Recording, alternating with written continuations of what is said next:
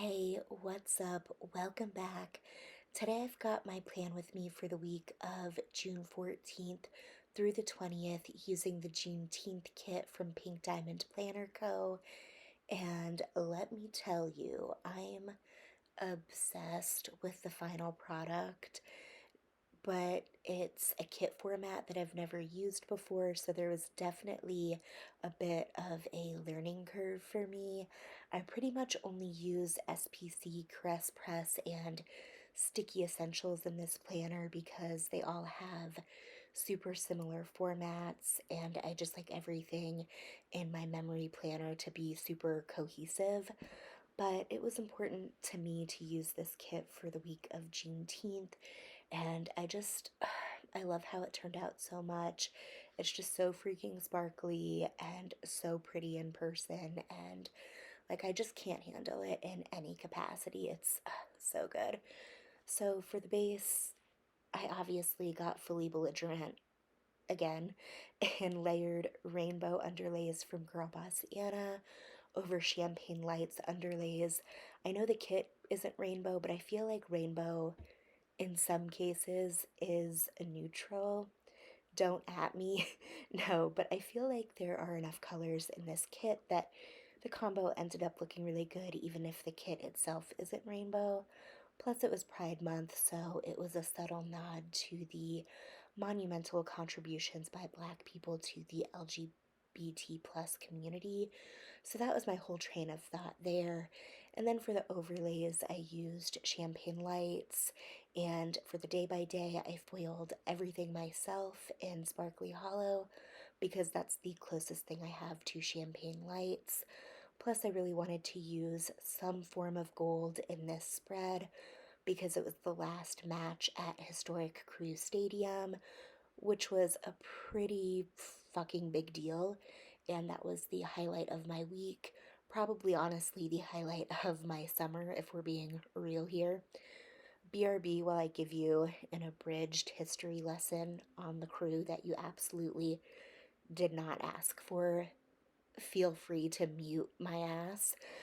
But basically, the crew was the first club in MLS, and Crew Stadium was the first soccer specific stadium in the US. So there's a lot of history with this club, this city, and this stadium, but there's also a lot of history here with the USMNT and the US Mexico rivalry and the birth of the Dos Acero tradition. A lot of people call Columbus the spiritual home of US soccer, and it really is. Now, the past few years have been a fucking roller coaster for crew fans. We went from almost losing our club to Austin, which I'll get into in a later plan with me because the documentary about it was released in July, and y'all know my ass has opinions. Wait, holy shit, I didn't even plan this, but I just realized it's currently October 12th, which is actually the Saved the Crew anniversary, so that's cool. But basically, in the span of a few years, we went from being on the verge of losing our team to a whole grassroots movement to save it and keep it in Columbus, to winning an MLS Cup, to a whack ass rebrand that I'm still mad about, to opening the most beautiful, world class, state of the art downtown stadium. But Crew Stadium is the place where I fell in love with soccer, and there are just so many memories there, and I will forever be grateful that my dad and I were able to go to the last match. And it was such an incredible experience. I'm not even being dramatic for once, but it was the best night of my life, probably, especially with the state of the world right now. And just everything lined up so perfectly. We played the Chicago Fire, which is one of our oldest rivalries. We kept the Dos Acero tradition alive and won 2-0. We won 2-0 at the opening match in 99. Our number 11 scored the first goal in the stadium in 99, and Jossie Zardes, who is our current number 11, scored the last two goals in the stadium. It truly could not have been a better night. It was so bittersweet and just the most perfect send off. I got misty eyed so many times. I was fully wiping away tears during Wise Men.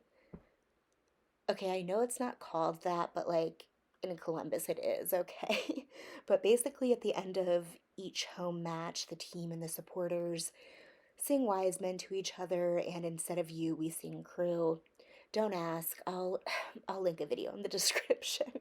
And then there was a whole ass firework display, so I was misty-eyed during that too because y'all know how I feel about sparkly stuff. And then the final blow. The final blow was them playing closing time when the lights came up and the stadium was clearing out, and I just felt like the wind was fully kicked out of me. I was a mess.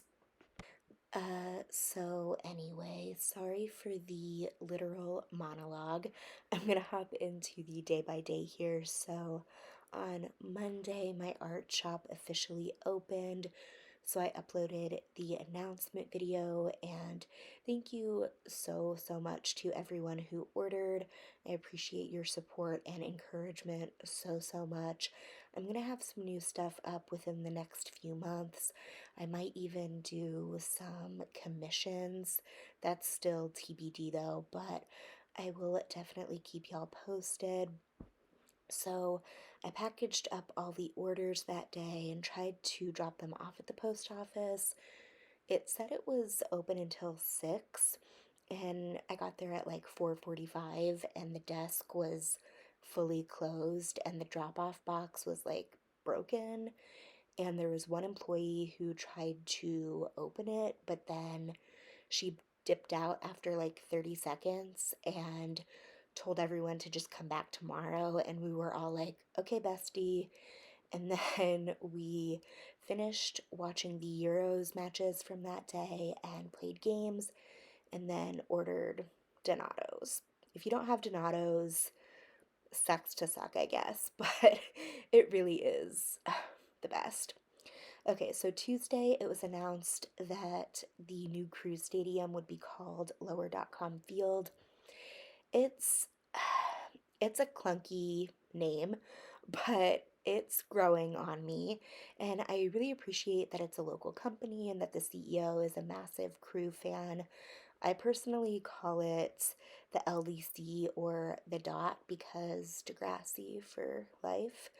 But I marked that with a soccer ball and then layered a house over it because it's our new home and people call it the house the hashtag built. And also, Lower.com is a mortgage company. So I just thought it was a cute little fun way to market. So, anyway, I popped back over to the postie to drop off all my packages before work, and I grabbed Starbucks while I was out. And then I spent like 3 minutes of my shift doing my account follow ups, and then spent the rest of it watching the Euros between calls. So that was fun. And then Wednesday, I did like nothing. We had major system issues at work. Like, nothing was working. Literally nothing, like, at all. Luckily, though, it was still a relatively slow day. Usually, when we have system issues, we're way busier than normal, but it was pretty chill. So I watched the Euros, obviously. I did a few loads of laundry and ordered groceries, and then listened to a few epis of And That's Why We Drink because I'm super behind on that. And then I caught up on the first half of the week's Jeopardies, as usual. So, Thursday was a rough day. Like, I don't even want to talk about it. Basically, I just spent my entire shift watching the Euros and listening to Scam Goddess, and then just full on trauma experiences. It's been a very traumatic summer. and past few months emotionally. So you're going to be seeing a lot of trauma-rama marked in my planner because I think I'm funny. No, but I don't want to be that person, but I don't really want to go into detail about it. Y'all know I'm a pretty open book, but it's just been very, very exhausting and taxing to deal with, and I just don't have the energy to talk about it. So, anyway, after all of that, I was just really in my feelings and just bopping out to all of my emo slash pop punk comfort jams. So I put in that I had an emo bitch jam sesh, and then I also painted some stuff because painting is super, super therapeutic for me. So Friday was kind of busy, but still pretty chill. Before work, I picked up our grocery order and then picked up a cheeky Starbucks while I was already out. And then I just did my routine of doing my account follow ups and watching the Euros the rest of my shift. I mean, that's honestly pretty much all I did through all of June and July. But yeah, so then after I got off work, I spent the rest of the night just cleaning and painting and watching Jeopardy. So Saturday was Juneteenth, which is obviously an incredibly important holiday for America. I will leave some links in the description if you want to read up on that, something that everybody should know more about. So I'll leave those there for you if you are interested. Oh, ooh, this is so unfortunate, but I apparently didn't have any like gold or sparkly gold holiday scripts, so my Juneteenth and Father's Day scripts, I had to use sparkly rose gold, which was the closest match I could find in my holiday script collection. So those don't exactly match the rest of the spread, so just ignore that. And then that day was also the final match at Historic Cruise Stadium, so I put that in, and I put that we played The Fire. And then I was super in my feelings about the bittersweetness of it all. So I used an emo bitch script for that again. And then we went to Roosters after the match because that just felt right. And then we ended the night with some good old fashioned trauma. So on Sunday, it was Father's Day. We got Starbucks and then did literally nothing the rest of the day except watch the Euros. We were catching up on Saturday's matches as well, so we had like 5 matches in a row that we watched. It was a real lazy day couch potato scenario. We didn't do shit except watch like 10 hours of soccer and order food twice. We got Chipotle for lunch and then Donato's for dinner. So, yeah, that was my week in full. I'm still not over how sparkly and pretty it is. But yeah, thanks so much for hanging out today, and I hope to see you in the next one. Later days.